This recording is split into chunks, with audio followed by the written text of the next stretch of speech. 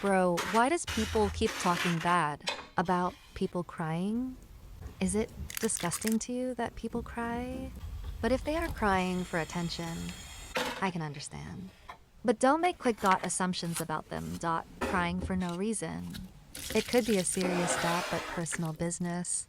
And if you badmouth .them or make fun of them, you're just making it worse.